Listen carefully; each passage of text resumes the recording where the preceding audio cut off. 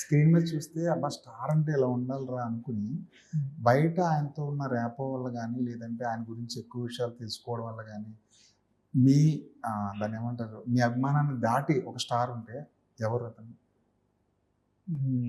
అంటే పర్సనల్ లైఫ్‌లో చూసిన తర్వాత మీరు ఒక అంటారా? స్క్రీన్ మీద చూసుంటారు.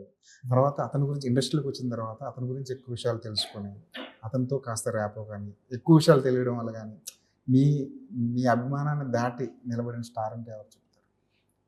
సార్ అంటే నేను పనిచేసింది రామ్ గారితో, అనుష్క గారు, నవీన్ బొలిశెట్టి, సందీప్ వీళ్ళ గురించే నేను చెప్పగలను. అంటే స్టార్స్ అనే ఉద్దేశంతో అట్లా మాట్లాడితే.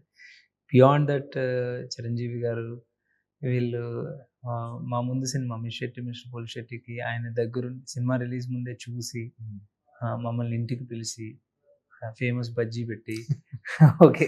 అదొక ఇంటరాక్ట్ చేసి ఇట్స్ సో సర్రియల్ అండి. అంత టైం, క్వాలిటీ టైం ఆయన అందరు నన్ననే కాదు, హోల్ ఇండస్ట్రీని సపోర్ట్ చేస్తుంటారు ఆయన.